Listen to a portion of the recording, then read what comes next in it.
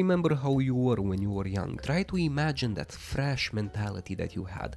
You were fearless, you were smart, you were all but not afraid of any challenges that came into your life, and you were almost certain that you would be way happier and way more successful than your parents ever were. You were convinced that by the age of 34 you would have a house, a car, probably a good pile of cash that you would sit on as an investment, but the disappointment of making YouTube videos at 34 pales in comparison to what Miyoo must feel when they decided to prepare for the release of the Miyoo A30 before the Miyoo Flip, aka this thing right here.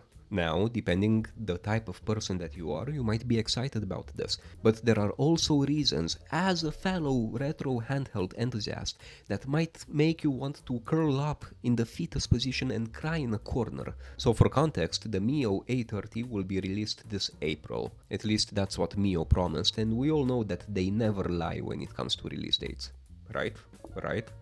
And it's a fairly cute horizontal handheld that wants itself to be actually pocketable, and which I'm sure Miyoo would love to replicate the success of the original Miyoo Mini with. So to find out more about this device, I went into my neurotic mindset and I obsessed over this for the last 2 days. First and foremost, if we look and extrapolate at the size of the screen when compared to the size of the D-pad and the buttons, it's pretty clear that this handheld has a 2.8-inch screen, just like the Miyoo Mini version 4 and all of the Miyoo Minis before it, which isn't a bad thing. People seem to love the Miyoo Mini. I personally would never go with a screen that's smaller than 3.5 inches because these mother flippers do not see as good as they used to, and quite frankly I don't want to kill my eyesight for a retro handheld. But I do appreciate the fact that the bezels around the screen, at the very least, they seem symmetrical, and the fact that the thumbstick is very recessed inside the body of the handheld itself, meaning that you can put it in a pocket without having that damn stick snag, and you wouldn't have to fight it to get it out. Who wants to always have a mini wrestling match with their handheld each and every time you want to pick up that mother flipper out of the pocket? Absolutely no one, unless you're into pain and unless you like torture, then hey, who am I to judge? I'm also a human-sized packet of issues, so live your best life. And while I love the fact that the thumbstick is recessed, I for the life of me cannot understand why it's there, because the rumors seem to be that the processor inside of this thing will not be nearly as powerful enough as we would hope. This thing, according to Reddit, seems to have enough power to run barely some Nintendo 64 games, and if we're lucky, a tiny portion of PSP.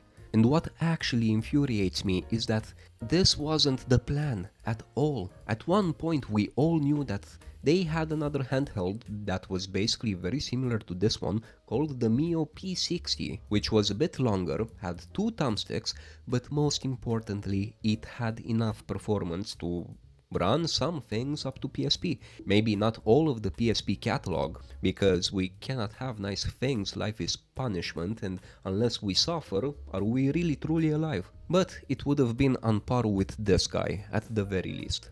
And if Anbernic can do it, why the hell can Mini not? Don't get me wrong, I love Miyoo.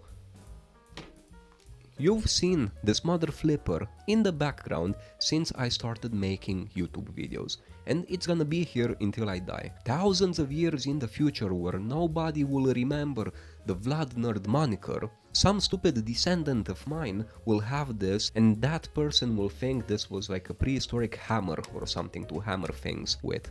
But I would pass this on. That's how much I love Miyoo. And my disappointment comes from a place of expectation. I just expected more of them. If you're gonna make a device like the A30, you might as well put a bit more power in it, and at that point you might as well continue with the P60, which is cancelled, by the way.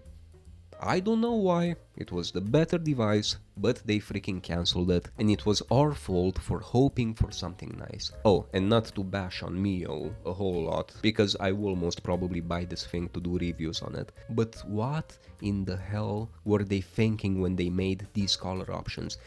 I understand, it's retro, I understand, hanga banga, the old nostalgic farts. Us! We love retro stuff, so let's make it look retro. But we also love simplicity. For the love of God, if you want to be exotic with your colors, at the very least, make one transparent black or one pure black option for the minimalists out there. Some of us just want handhelds to blend in the background. I swear on your god of choice, Satan included, but only if you subscribe, I haven't been this disappointed since I realized that society has basically conditioned us to work until we die. But hey, silver lining, we work until we die, but at least we get to buy cool toys in the meantime, right?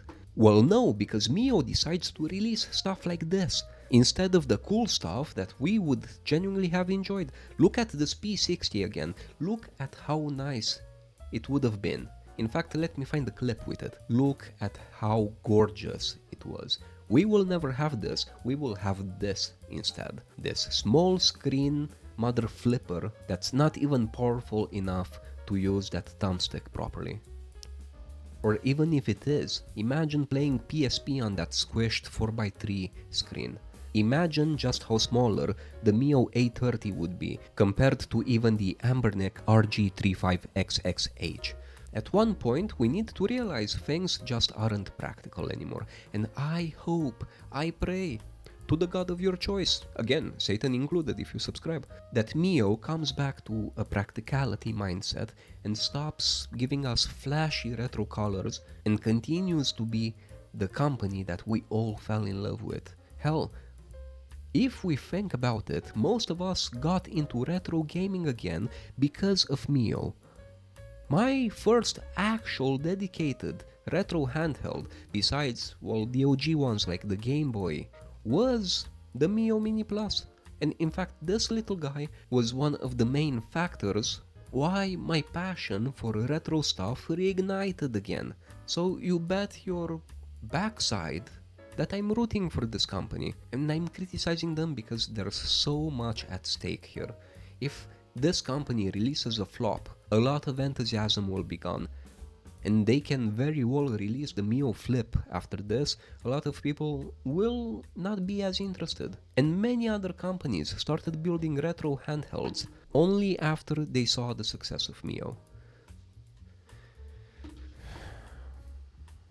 So I really hope this company doesn't break our hearts. My heart is in a glass case with hammers all around it and a huge freaking monkey totally prepared to poop on top of it. I don't want Miyoo to take a on my heart, and I don't want Miyoo to take on your heart. I don't want Miyoo to I just want them to rule. So yeah, if you stuck around for my entire rant, I love you. I really do. I'm not even saying this for the clip. You are like-minded to me, and you're awesome for that. Like and subscribe.